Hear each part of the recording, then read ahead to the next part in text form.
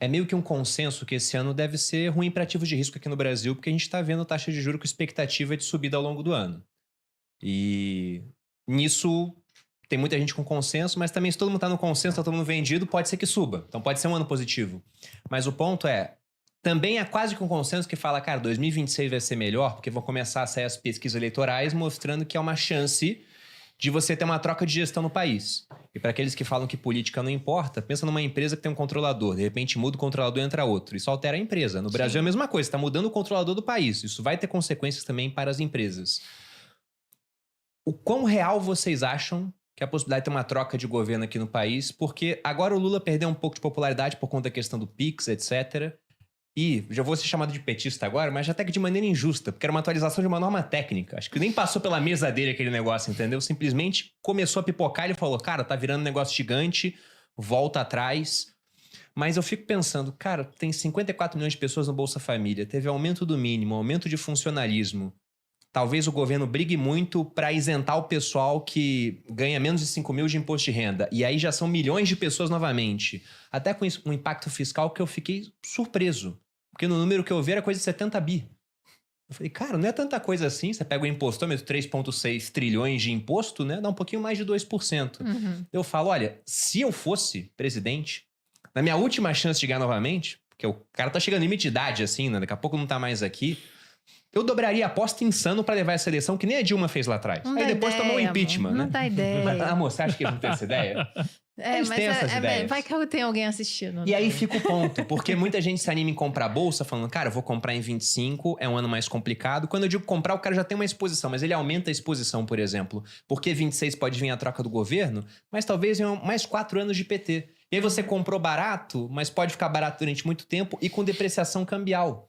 Até porque, se a gente começa a olhar a dinâmica de dívida pública, pô, a dívida pública cresce muito.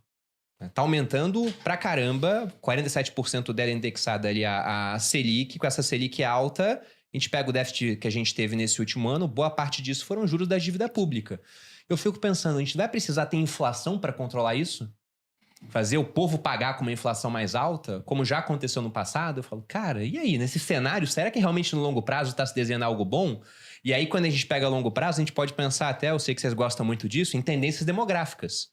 Porque isso não faz preço em 2 anos, mas começa a fazer preço em 10, né? Queria ouvir a opinião de vocês. Esse é um negócio que vamos lá, né? Tem muitas coisas aí que você colocou. Acho que primeiro, falar sobre política é um negócio que é super complicado, né? Hoje, o nosso melhor chute é que tem 50-50 de você ter uma manutenção ou uma troca de governo. E aí é baseado no quê? Assim, é baseado em N coisas diferentes. Simplesmente, se a gente olha o último resultado da eleição, ele foi exatamente isso. Foi 50,2 contra 49,8. Então, não dá pra gente cravar ou falar, não vai ter uma troca ou não vai ter uma troca. Tem algumas coisas que a gente tem que levar em consideração quando a gente pensa na próxima eleição. Você falou um pouco disso daí, né? Do lado social, de que eventualmente você tem um engajamento maior de alguns segmentos da população, que poderia levar o pêndulo para um lado ou para o outro. Mas também você tem algumas pessoas que falam que esse ciclo político é um ciclo que acontece no mundo inteiro. Então, algumas pessoas falam, né, que acontece nos Estados Unidos, acontece no Brasil 2 anos depois. Então, os republicanos ganharam agora a eleição nos Estados Unidos, Milei ganhou na Argentina, será que esse negócio não poderia ter impacto no Brasil em algum momento? Então, assim, para a gente, de verdade, é um cenário que é muito dividido, assim, não é um tipo de situação que a gente fica confortável em tomar uma decisão de investimento. Vou comprar ou vou vender um ativo porque em 2026 vai acontecer A ou B. Simplesmente porque a gente não sabe. Assim, acho que está, querendo ou não, cedo para a gente colocar isso daí no preço. Acho que uma das coisas que a gente se preocupa assim, é que a dinâmica que a economia está tomando aqui, se ela continuar, o risco mesmo é a inflação. O que significa inflação? É o país inteiro ele ficar mais pobre. É uma coisa que a gente tem que monitorar, assim, até muito por conta disso. Não é uma coisa que a gente começou no ano passado, é um negócio que a gente já faz há 5 ou 6 anos. A gente tem cada vez mais olhado para fora para investir no exterior. E eu acho que bem em linha com o que o Felipe comentou, o nosso trabalho é tentar, dado todas as possibilidades e o cenário macro, global e local, alocar o investimento da melhor maneira para os nossos cotistas. Dado que a gente, assim, é impossível de você prever qual vai ser o resultado de uma eleição que consistentemente nos últimos anos, com exceção de 2018, foram eleições muito divididas, 50-50.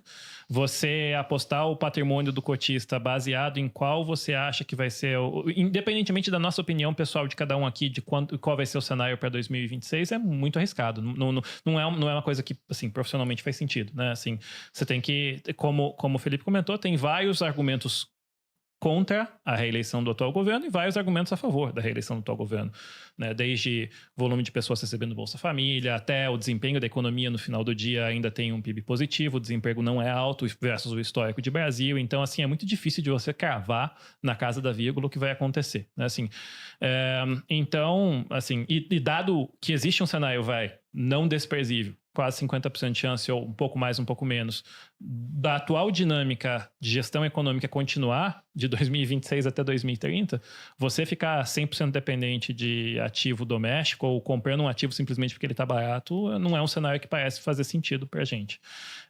E aí, assim, pensando no estrutural de longo prazo, que é o último ponto que você argumentou ali do ponto de vista demográfico, infelizmente a gente conseguiu, né, passar pelo principal momento demográfico de bonança do Brasil, onde você tinha uma população muito jovem, e assim, pensando do ponto de vista demográfico, né, assim, lembrando que crianças são importantes para o futuro, mas elas não produzem riqueza, né, e a partir de uma certa idade, isso vem aumentando, mas entre 65 e 75 anos, a produção de riqueza também cai, né, e aí o consumo dos recursos que você estocou durante a vida, da sua aposentadoria e tal, aumenta.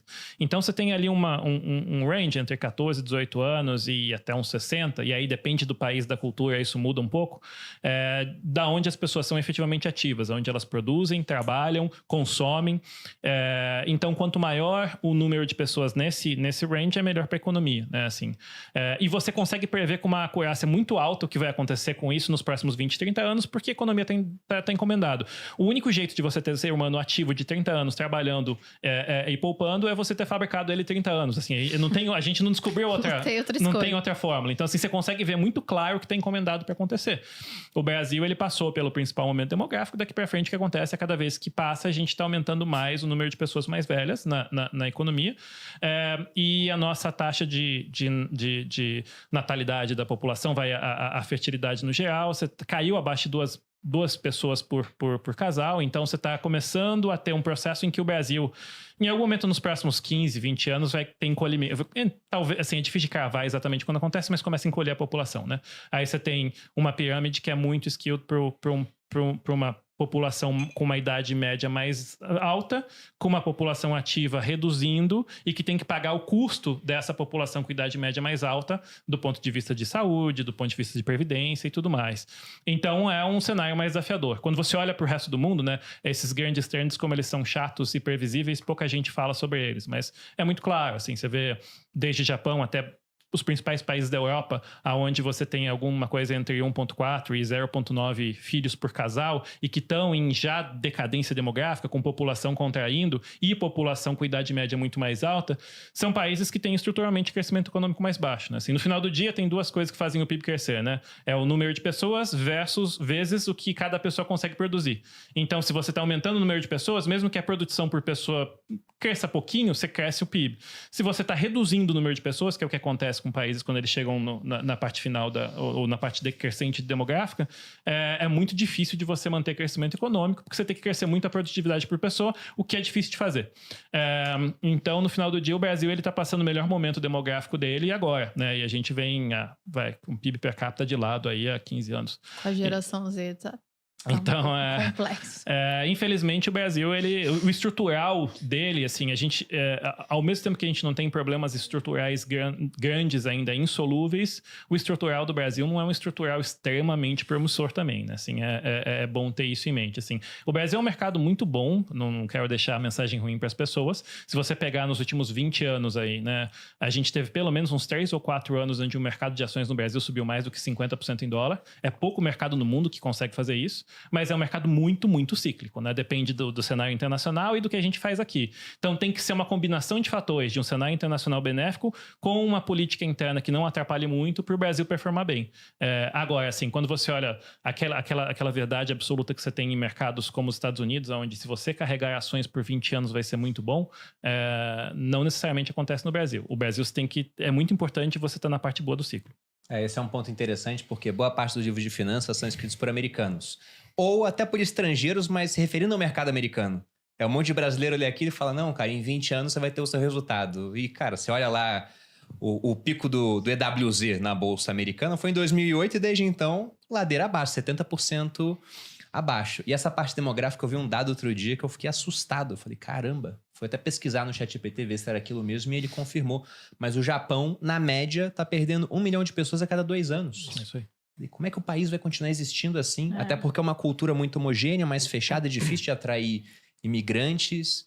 Eu falei, bom, aqui no Brasil, pelo menos, nós somos um povo que assimila bem o imigrante em relativamente pouco tempo, né? Agora resta o imigrante querer vir pra cá, né? Tá faltando Até essa tem um parte. pessoal que quer vir, mas porque os vizinhos são ainda piores do que a gente. Agora, não é igual aos Estados Unidos que atrai cabeças brilhantes. Mas, então, no Brasil, o que vocês estão olhando assim com bons olhos nesse momento? Que fala, cara, isso aqui, apesar dessa conjuntura toda que a gente falou, parece interessante. Por exemplo, o IPCA mais 7 é no-brainer, como muita gente diz, ou na opinião de vocês, não é tanto por esse lado, a gente acha que tem mais oportunidade em bolsa, certos setores. O que é no-brainer? É indiscutível. Ah, tá. Entendeu? Bom, vamos lá. Assim, é difícil de achar que no Brasil qualquer coisa é no-brainer, né? Que até uma das coisas que a gente aprendeu no ano passado foi que nem o CDI te protege, né? O CDI, ele perdeu do dólar mais uma vez. Na verdade, Bruno, você com certeza sabe disso, mas se você olhar o CDI contra o dólar ao longo dos últimos 10 anos, é um 0-0, considerando o dólar em termos nominais, né? Não é nem em termos reais e nem ajustado pelos juros americanos. Então, é um ambiente que acaba sendo muito difícil. É difícil você virar e falar assim, poxa, você ter o IPCA mais 7 é um negócio bom. As pessoas achavam, né, que a NTNB mais 5, o juro real mais 5 era um negócio bom, aí ele foi para 6 e todo mundo perdeu dinheiro. Não, 6 aqui é no-brainer, né? Essa é uma coisa que é excelente. A gente está perto de 7, todo mundo perdeu dinheiro também. As pessoas achavam que por crédito privado era um negócio bom. Mas, pô, o crédito privado tem uma característica que ou você ganha, né, os seus juros, mas se o negócio der errado, você pode perder 100%. Sim. Então, num ambiente que a gente estava e tiveram alguns episódios específicos de empresas que acabaram entrando em recuperação judicial, que, pô, alguns debenturistas, né, eles perderam 100%. Tem N mudanças diferentes. Hoje, por exemplo, tem uma discussão aí sobre mudança de tributação de fundos imobiliários, né? Então, você fala, poxa, aquela renda, o fundo imobiliário que sofreu com o aumento da taxa de juros, sofreu com vacância de alguns imóveis, ele pode sofrer de novo com mudança de tributação? Putz, pode. Então, quando a gente olha, né, esse conjunto de coisas, de ativos que a gente vê no Brasil, a gente tem uma seleção de ativos que a gente acha que são bons ativos, mas sempre com essa percepção de que as coisas elas podem mudar. Você falou aí de inflação mais 7, que é bom. A gente também acha bom, mas quando a gente olha as empresas da Bolsa, por exemplo, a gente vê várias empresas que têm um risco relativamente mais baixo, que estão hoje sendo negociadas em IPCA mais 12. Não é que você não recebe o cupom garantido de 12% ao ano, né? Mas quando você vê o potencial que ela tem para crescer, com um risco mais ou menos controlado, ela deveria crescer mais que 10% do que a inflação ao longo dos próximos vários anos. Então, a gente vê, sim, oportunidades na Bolsa. A gente vê oportunidades em renda fixa, talvez de um jeito um pouco mais cauteloso, porque a gente não acha que existe essa simetria, né? O que é essa simetria? É que, putz, se as coisas no Brasil derem certo, o potencial de alta que a gente tem na Bolsa acaba sendo muito mais alto que a gente vê em outros mercados. Mas, ao mesmo tempo, a gente, quando olha no cenário externo, a gente imagina que, não necessariamente nesse ano, mas nos próximos anos, é um cenário de Estados Unidos indo muito bem, com dólar mais forte. Então, para a gente ainda faz bastante sentido a gente carregar uma posição comprada em dólar nas nossas carteiras. Quer comentar alguma coisa, Murilo? Não, é absolutamente em linha com o que o Felipe comentou. É curioso, né? Quando você olha o IPCA hoje, você fala assim, poxa, IPCA mais 7 é um negócio muito bom, né? Mas quando você olha a curva de juros está apontando que Selic pode ir lá para 15, mais ou menos. Pode ser um pouco mais, um pouco menos. E a gente está falando consenso de inflação de 6, mais ou menos. Então, se a gente chega... Se isso, assim, o que a gente aprendeu durante o transcorrer do tempo é que essas previsões e essas precificações do mercado mudam. Mas se isso acontecer nos próximos 12 meses, a gente chega com o juro lá na frente, juro real, né? Que é o que o juro está te pagando menos a inflação de uns 9, 10. Então, assim, IPCA mais 7 hoje...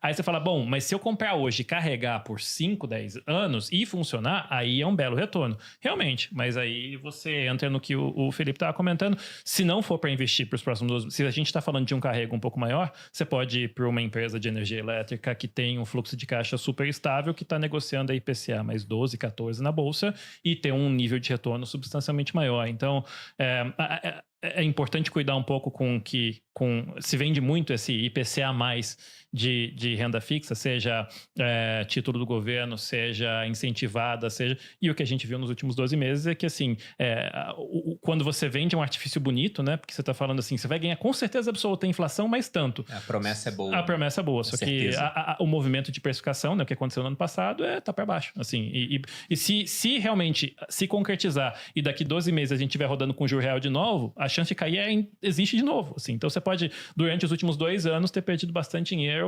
pensando que, não, estou investindo em um negócio super seguro, né?